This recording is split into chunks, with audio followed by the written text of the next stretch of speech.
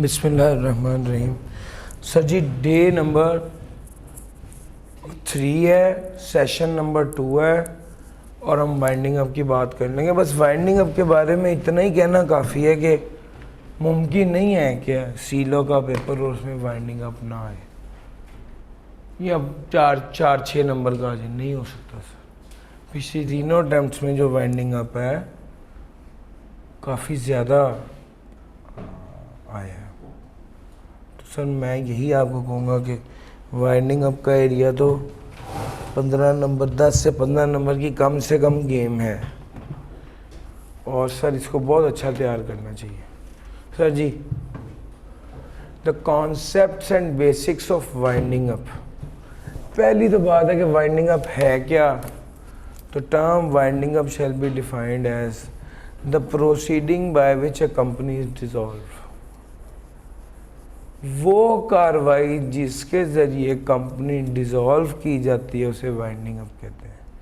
The winding up of the company is also called the liquidation of the company. Winding up को ही liquidation कहते हैं। ख़त्म कर रहे हैं, वाइंड अप कर रहे हैं चीज़ों को, यानी पैकअप कर रहे हैं, ख़त्म कर रहे हैं। असल में इसके दौरान होता क्या है, कंपनी की एसेट्स को बेचकर कंपनी की लायबिलिटीज़ को पे ऑफ किया जाता है। अगर सरप्लस एसेट्स बच जाएं तो वो मेंबर्स को उनकी शेयर होल्डिंग के मुताबिक दे दिए जाते हैं। और अगर कंपनी डिसॉल्व हो जाए after completion of the winding up proceeding, company winding up proceeding के नतीजे में ख़त्म हो जाती है, फोत हो जाती है सर। और कंपनी चीज़, मेरी कोशिश होगी कि मैं इसको मैक्सिमम डिटेल में बताऊं, एक कोई लाइन मिस ना हो, चूँकि इतना सुपर इम्पोर्टेंट एरिया कि मेरा दिल नहीं चाहता कोई एक लाइन भी मिस करने को। मैं हर लाइन आपके साथ डिस्कस कर रहा हूँ। डिसोल्यूशन के बाद company ceases to exist, company exist नहीं करती। अच्छा, एक कॉन्सेप्ट है इसमें कॉन्ट्रीब्यूटरी का। कॉन्ट्रीब्यूटरी यानी वो बंदा जिसने कॉन्ट्रीब्यूट करना है towards the assets of the company in the event of winding up. ये कौन होता है? ये कंपनी लिमिटेड बाय शेयर्स में वो वाला बंदा जिसके अनपेड शेयर्स थे। पुरानी कंपनी होगी ना, नई कंपनी में तो अनपेड शेयर का कॉन्सेप्ट है ही नहीं। अब पुरानी कंपनी थी और अनपेड शेयर्स थे, और इस केस में ये वाला कॉन्सेप्ट है कि जनाब जितने अनपेड शेयर्स थे eight the time of winding up उसको वो वाली पेमेंट करनी पड़ेगी। जितने शेयर उसने उधार लिए हुए थे, उधार के पैसे उसको वापस करने पड़ेंगे। The for company limited by guarantee maximum liability shall be up to the amount guaranteed. वो कहता है कंपनी जो कि लिमिटेड बाय गारंटी है, maximum liability shall be up to the amount guaranteed. Maximum liability guaranteed amount तक ही होगी।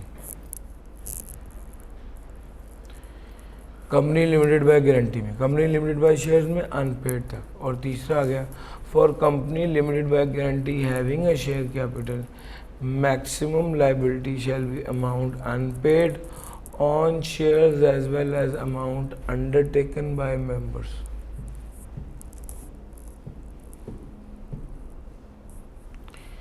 वो कहते हैं जी अगर कंपनी लिमिटेड बाय गारंटी हो और उसका शेयर कैपिटल भी हो तो जो गारंटेड जितनी अमाउंट है वो भी उसे अदा करनी पड़ेगी, और अनपेड शेयर जितना है वो भी उसको अदा करना पड़ेगा in the event of winding up. Sir wind up किस तरह से होना है? 3 तरीके हैं। By court, voluntary, super subject to the supervision of the court. Sir सबसे पहले आ गए हैं वाइंडिंग अप की दरख्वास्त कौन दायर कर सकता है, कब दायर कर सकता है, कौन कौन से ऐसे सर्कमस्टेंसेस हैं जिसमें wound up by the court की दरख्वास्त दायर की जा सकती है। A company may be wound up by the court if a company has by special resolution resolved to be wound. Company ने खुद सोच लिया, कंपनी के डायरेक्टर बैठ के कहा यार लानत भेजो, हमने काम ही नहीं करना। सर समझ आ रही है? कंपनी अप्लाई कर देगी कि petition for the winding up इस केस में। दूसरा default is made in holding statutory meeting या delivering statutory report to registrar नहीं किया, कंपनी वाइंड अप। ये भी सर्कमस्टेंस है, ये भी वो हालात है जिस पर कंपनी वाउंड अप हो सकती है। Default is made in holding any 2 consecutive AGM. Default किया जाएगा, default is made in holding any 2 consecutive AGMs. 2 consecutive AGMs, जो 2 लगातार जो एजीएम्स होती हैं उसके हवाले से अगर उसको कंडक्ट नहीं किया गया, स्टैट्यूटरी मीटिंग तो एक ही होती है ना शुरू में, और एनुअल जनरल मीटिंग 2 हो सकती है, तो 2 लगातार एजीएम्स नहीं की गई, तो ये एक पॉइंट है। The company has made a default in filing with registrar financial statements और annual return for immediately preceding 2 consecutive financial, फिर 2 कंसेक्यूटिव फाइनेंशियल स्टेटमेंट्स को फाइल करने में डिफॉल्ट की है। मेंबर्स रिड्यूस मिनिमम मेंबर से कम रह गए तो company is unable to pay its dates, company अपने डेट्स पे नहीं कर पा रही या कंपनी लिस्टेड नहीं रही। सर जी ये कुछ बातें लिखी हुई थी और कुछ बातें आ गई।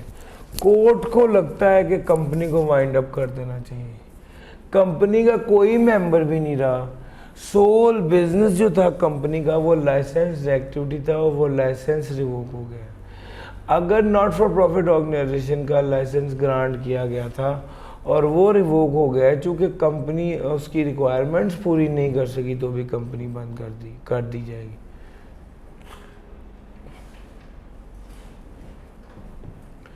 अगर लिक्विडेटर 1 साल के अंदर वे लिक्विडेटर और such company has failed to complete the winding up, अगर कंपनी वॉलेंट्री वाइंडिंग अप नहीं कर सका लिक्विडेटर 1 साल के अंदर तो भी कंपनी वाइंड अप कर दी जाएगी।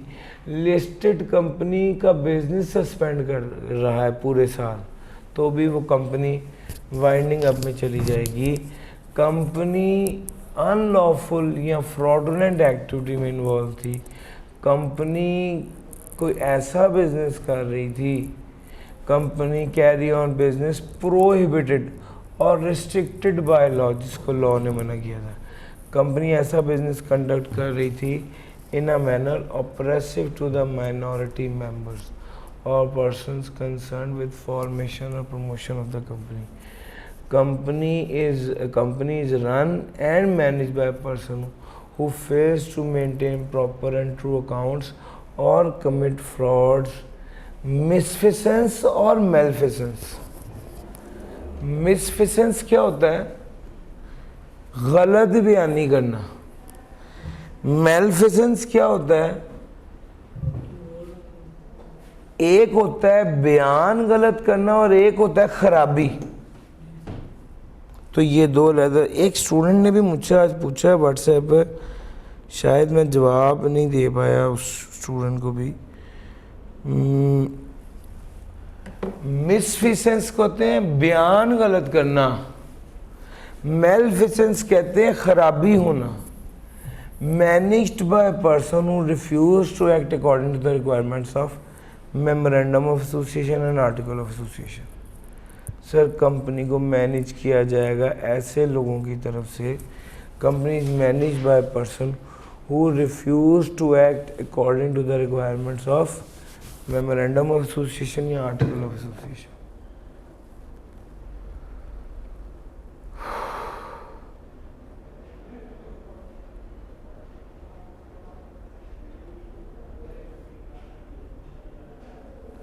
Company which deemed unable to pay its debts, कब समझा जाएगा कि कंपनी अपने डेट्स पे नहीं कर सकती?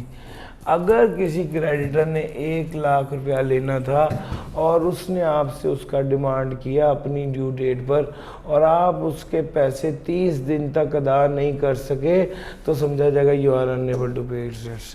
कोर्ट या कोई और कॉम्पिटेंट अथॉरिटी ने क्रेडिटर के हक में फैसला सुनाया और आप भी उसके पैसे नहीं अदा कर सके, या कोर्ट के सामने प्रूव कर दिया गया कि इस बंदे के ये he is unable to pay its dates, और कोर्ट जो है वो after considering the contingent and prospective liability of the company.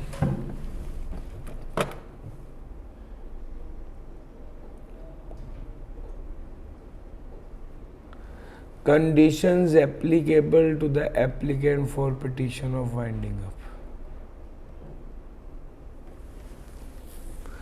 Sir कौन कौन अप्लाई कर सकता है वाइंडिंग अप की दरख्वास्त के लिए?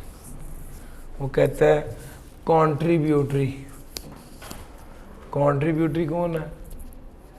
हमने अभी बात की थी, कॉन्ट्रीब्यूटरी शेयर होल्डर होगा। अगर मेंबर 2 या 3 से कम रह गए हैं, मिनिमम नंबर ऑफ मेंबर से कम रह गए, तो कॉन्ट्रीब्यूटरी अप्लाई कर सकता है।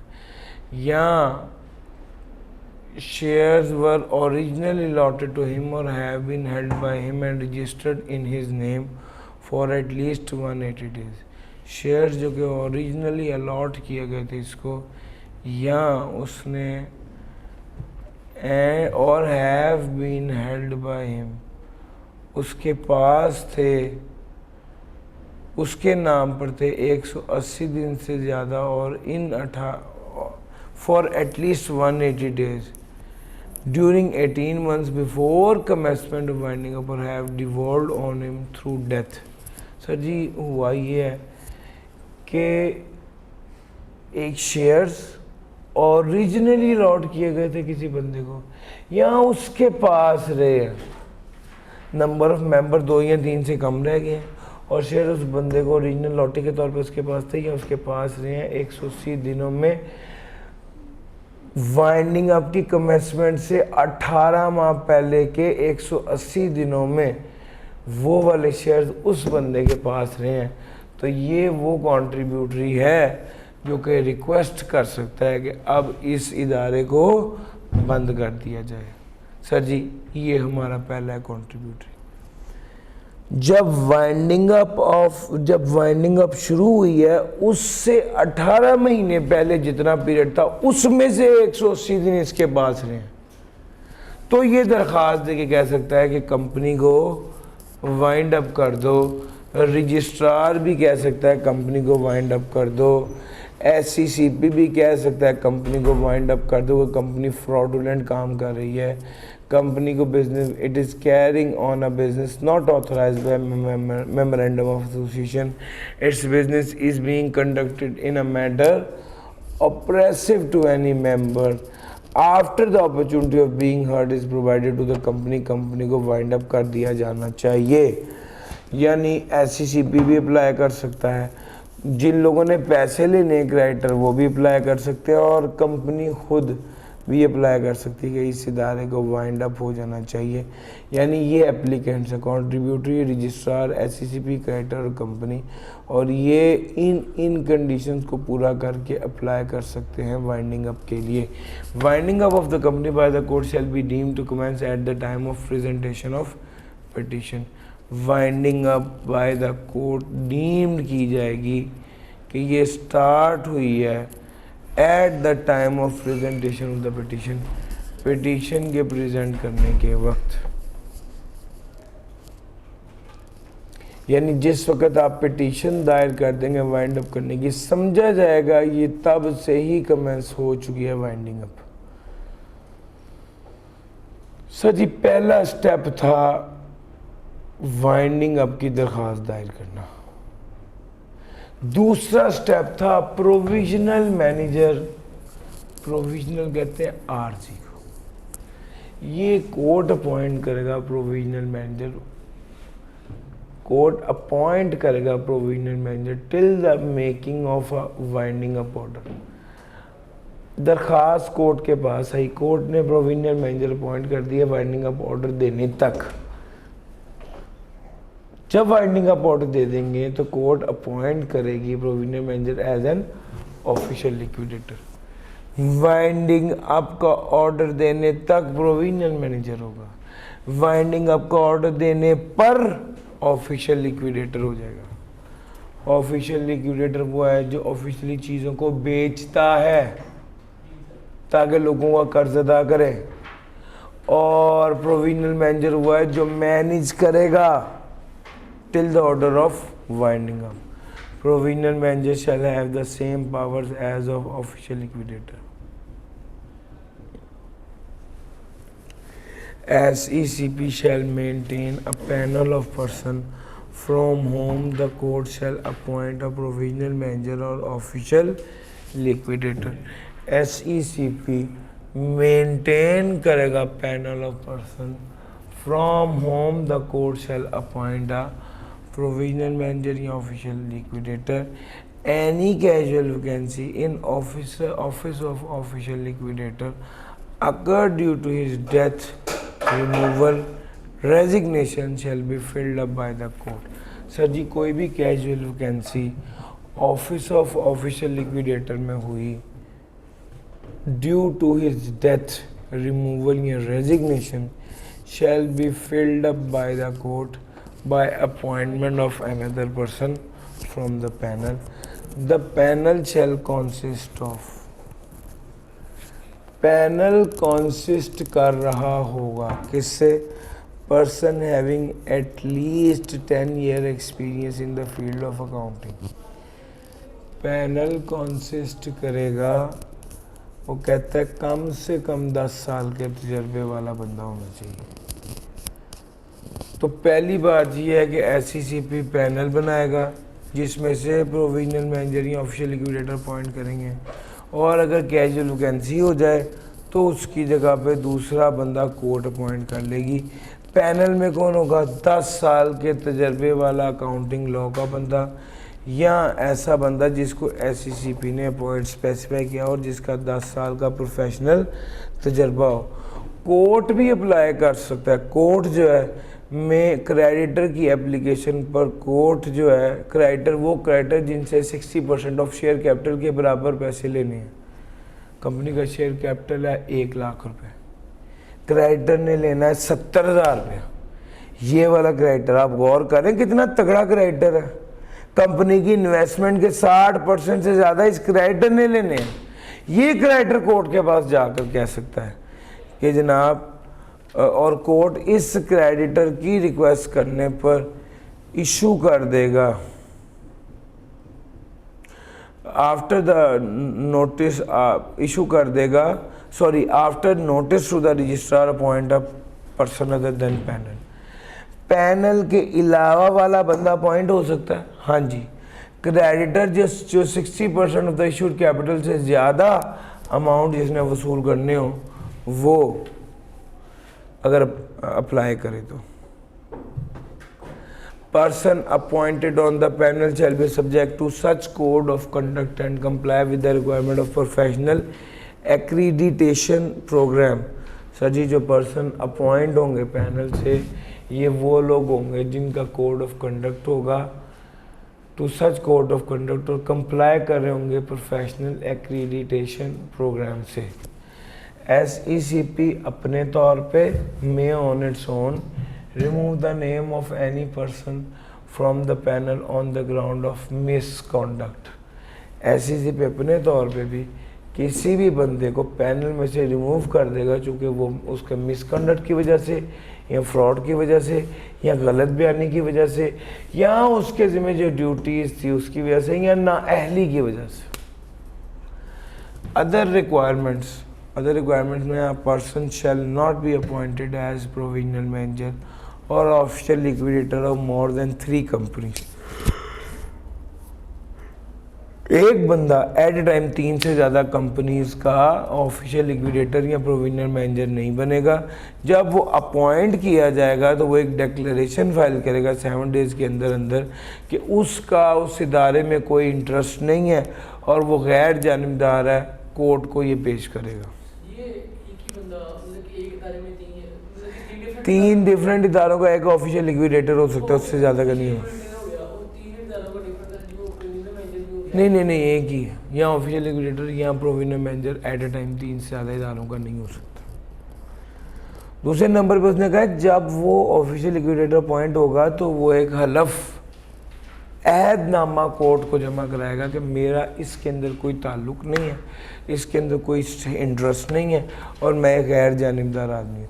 अगर एक बाज़ एक इदारे का लिक्विडेटर एक से ज़्यादा होता है तो कोर्ट उनको बताएगा कि आपकी किस किस बंदे की क्या पावर है। सर जी, उसके बाद हम आगे चलते हैं। अगर कोई डिस्प्यूट आ जाए, इन केस ऑफ एनी डिस्प्यूट और एनी वेरिंग स्टेंसेस अमंग लिक्विडेटर के दरमियान में कोई डिस्प्यूट आ जाए तो फिर क्या किया जाएगा, ये मैटर रेफर कर दिया जाएगा कोर्ट को और कोर्ट बताएगी कि भाई किस किस बंदे की क्या क्या पावर से उसे क्या क्या काम करने थे। कोर्ट सिक्योरिटी भी डिटरमिन करती है किसी ऑफिशियल लिक्विडेटर की, कर सकती है। सर, ऑफिशियल लिक्विडेटर ने जाकर वहाँ पर चीज़ों को हैंडल करना है, बड़े काम करने हैं, पैसा होगा, एसेट्स होंगे, इख्तियार होगा, तो कोर्ट बाज़ औक़ात ऑफिशियल लिक्विडेटर को कहते हैं 50 लाख जमा करा के फिर वहाँ पर जाओ। सर समझ आ रही है? यानी उससे सिक्योरिटी डिटरमिन करके ली जाती है कि भाई ये कहीं वहाँ पे जाके खुद ना पर्सनल फ़ायदा उठा ले। ऑफिशियल लिक्विडेटर रिज़ाइन नहीं करेगा या अपना ऑफिस क्विट नहीं करेगा before the conclusion of liquidation proceeding. Liquidation proceeding से पहले वो अपना काम यानी रिज़ाइन नहीं कर सकता, काम छोड़ नहीं सकता। Provided that in case of resignation the outgoing official liquidator shall unless the court directs otherwise continue to act until the person appointed in this place takes charge। वो कहता है अगर रेजिग्नेशन हो, in case of resignation the outgoing official liquidator shall unless the court direct otherwise continues to act until the person appointed in his place takes charge। छोड़ेगा नहीं, अपनी seat design कर दिया फिर भी काम करता रहेगा जब तक दूसरा बंदा ना आ जाए। ये आप ये समझ लें वो वाइंड अप कर रहा है, वाइंड अप करते करते उठ के नहीं चला जाएगा, सीट खाली नहीं छोड़ेगा, दूसरा बंदा आएगा वो उसकी सीट पे बैठेगा फिर वो सीट खाली करेगा। सर जी, अब चौथा स्टेप आ गया, getting prepared statement of affairs. Sir मामलात की स्टेटमेंट बनाएगा 15 दिन ऑफ द रेलिवेंट डेट के अंदर। रेलिवेंट डेट का मतलब है डेट ऑफ अपॉइंटमेंट या date of winding up order. इसके within 15 days from the relevant date, इसके 15 दिन के अंदर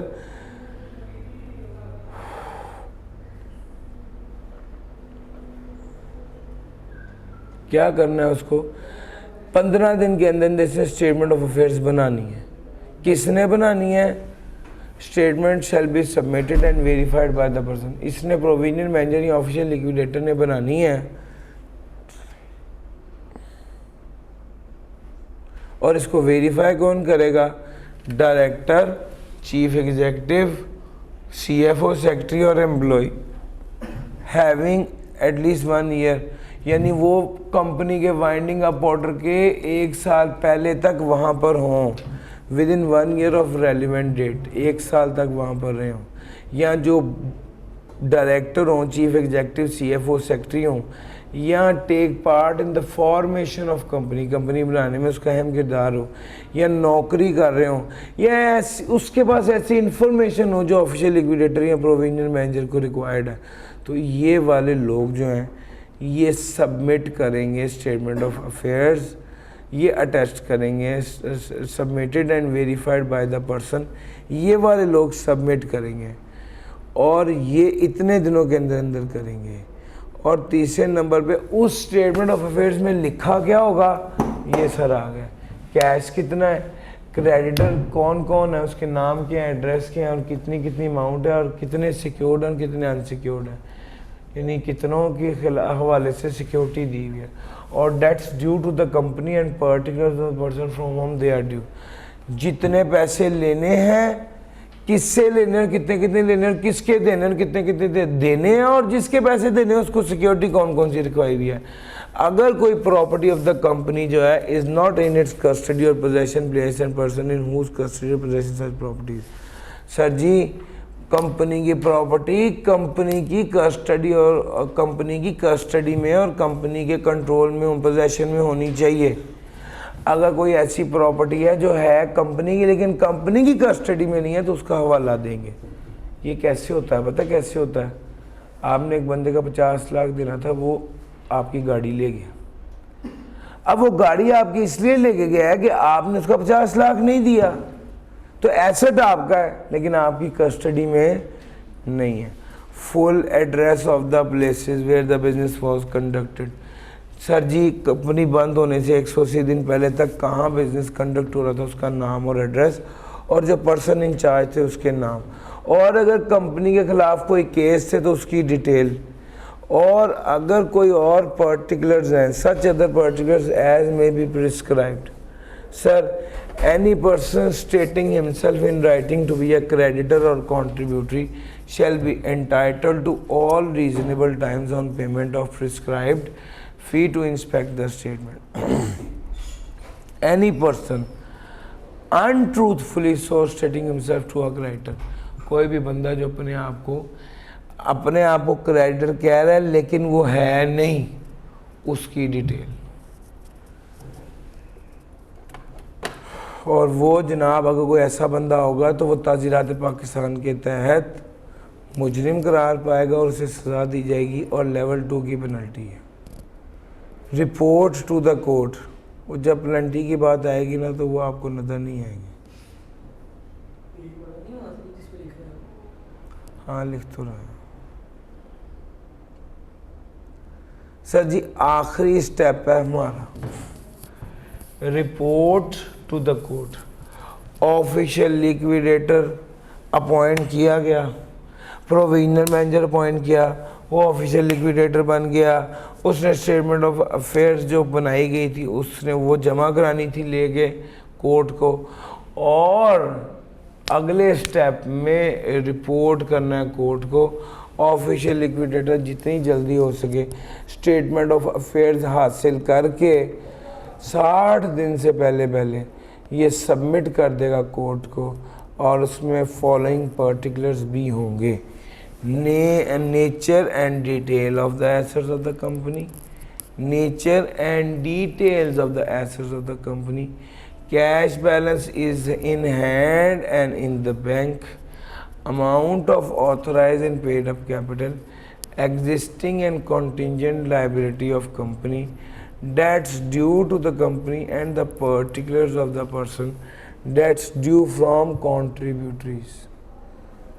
जो लोग कंपनी से पैसे लेने हैं, जो कंपनी को पैसे देने हैं, जो कॉन्टिजेंट लाइबिलिटीज़ हैं, जो ऑथराइज और पेड अप कैपिटल है, कितना कैश हाथ में है, कितने एसेट्स हैं, क्या डिटेल है, ट्रेडमार्क्स और इंटेलेक्चुअल प्रॉपर्टीज़ की डिटेल, सब्सिस्टिंग कॉन्ट्रैक्ट्स जो किए हैं उसकी डिटेल, होल्डिंग और सब्सिडरी कंपनीज की डिटेल, लीगल केस जो फाइल हुए हुए हैं, फाइल इनके खिलाफ या इन्होंने किए हुए हैं, और कोई इन्फॉर्मेशन जिसको कोर्ट डायरेक्ट करे।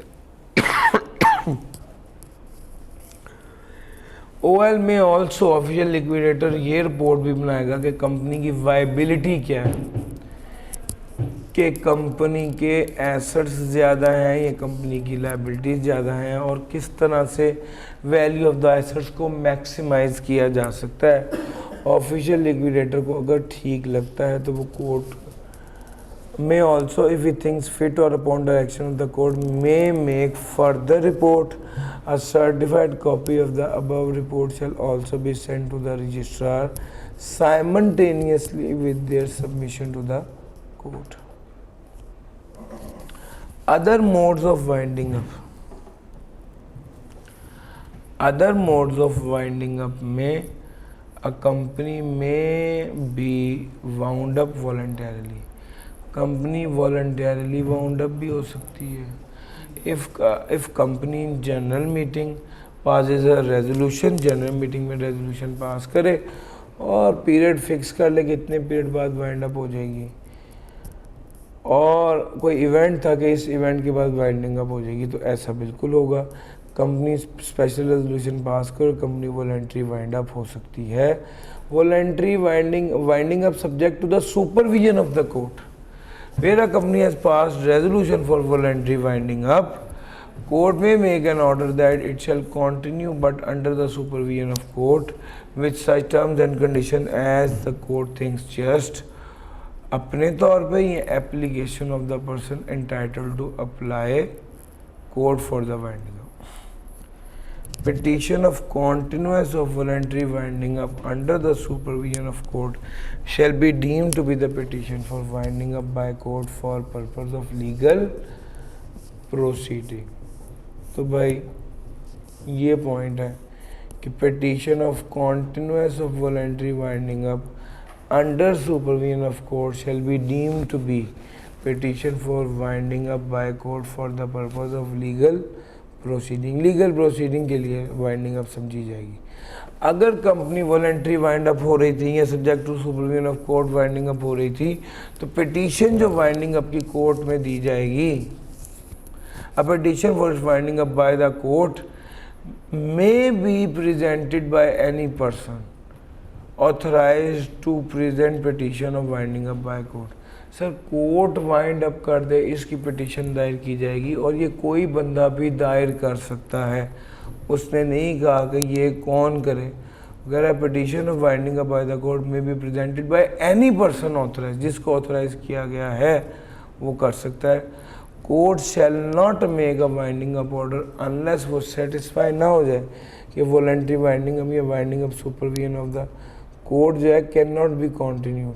उसे लगे यार एक बात तो हतमी है, कोर्ट कंपनी को बंद करने का तब तक नहीं कहेगी जब तक खुद कोर्ट सेटिस्फाइड ना हो जाए कि इसके बंद होने से क्रेडिटर का नुकसान नहीं होगा और इसके बंद होने से पब्लिक का नुकसान नहीं होगा. यानी ये चीज़ें वो पहले देखेंगे फिर वाइंडिंग अप की तरफ जाएंगे. सर जी ये वाइंडिंग अप की स्टोरी थी. आपको मैंने अगर मैं वाइंडिंग अप की एक तरतीब बताऊं तो सर वो क्या है ज़रा सुने. सबसे पहले आपको पढ़ाया वाइंडिंग अप क्या है, बल्कि ये कॉपी पेस्ट समझ लीजिए, ये बेसिक बात है.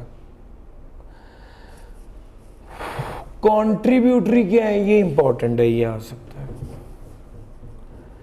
वाइंडिंग अप के मोड में बाय कोर्ट है, वॉलंटरी और subject to supervision of court है. ये जो बाय कोर्ट है ये आपको पढ़ाना शुरू किया और इसके 5 स्टेप हैं. सबसे पहले क्यों पिटीशन फॉर वाइंडिंग अप, किन केसेस में वाइंडिंग अप की दरख्वास्त दायर की जाएगी कोर्ट में. पहली बात ये.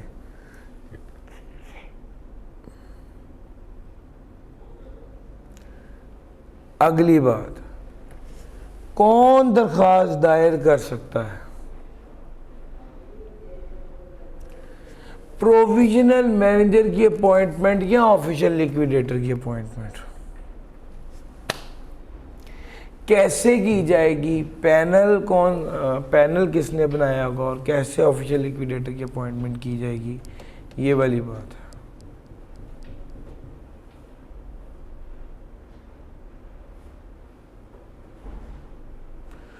कोर्ट प्रोविजनल मैनेजर अपॉइंट करेगा या ऑफिशियल लिक्विडेटर अपॉइंट करेगा उस पैनल में से जो एससीसीपी ने बनाया हुआ होगा. पैनल में कौन कौन होगा, किन केसेस में पैनल के अलावा बंदा अपॉइंट किया जा सकता है. गेटिंग, अच्छा स्टेटमेंट ऑफ अफेयर्स को बनाया जाएगा. ऑफिशियल लिक्विडेटर अपॉइंट कर लिया, स्टेटमेंट ऑफ अफेयर्स बनाएंगे और उस स्टेटमेंट ऑफ अफेयर्स में क्या क्या होगा. Report to the court, court जो है उसको फाइनल रिपोर्ट क्या दी जाएगी, ये बात अब यहाँ पर ख़त्म हुई है. तो उसके बाद वॉलंटरी वाइंडिंग अप है. ये बिल्कुल छोटा सा ही है कि जनाब अगर आर्टिकल्स में फिक्स टाइम किया हुआ था तो उस टाइम के बाद वॉलंटरी वाइंडिंग अप हो जाएगी और आर्टिकल में अगर कोई इवेंट था उस इवेंट के बाद वॉलंटरी वाइंडिंग अप हो जाएगी. इसके अलावा कंपनी स्पेशल रेजोल्यूशन पास करके वॉलंटरी वाइंडिंग अप की तरफ जा सकती है. Under supervision of court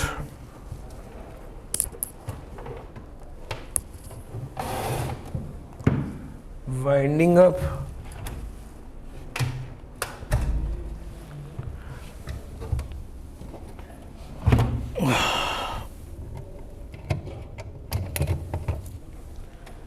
winding up under the supervision of court थी, ये बात आपको बताई थी, और यहाँ पर ये गेम ख़त्म हो गई। सर जी ये 2 चैप्टर्स आज मैंने मज़ीद आपको करवा दी हैं। देखिए आप टोटल 12 चैप्टर्स थे और कितनी तेज़ी से चैप्टर गुजरते जा रहे हैं। वाइंडिंग अप वाला चैप्टर किसी आम चैप्टर के मुकाबले में ज़्यादा इम्पोर्टेंट है मेरे मुताबिक। अगर मुझसे कोई बच्चा पूछे ना कि सर सबसे पहले कौन सा चैप्टर करना है, तो मैं कहूँगा वाइंडिंग अप। मुझे कोई बच्चा पूछे सबसे ज़्यादा रिवाइज कौन सा चैप्टर करना चाहिए, तो मैं कहूँगा वाइंडिंग अप। क्यों जी? यार एक चैप्टर के बारे में पता है कि यार 7 सफ़ों का चैप्टर है, 6-7 सफ़ों का, उसमें से 10 से 15 मार्क्स का सवाल आना है, उसको छोड़ना या उसको हल्का लेना ये बेवकूफ़ी है। और मज़े की बात है सवाल भी सीधा सीधा रट्टे वाला आ रहा है, कोई टेक्निकल सवाल भी नहीं आ रहा। तो सर इस सेशन में हमने वाइंडिंग अप भी कवर कर लिया, आगे चलते जाइए और चीज़ों को देखते जाइए।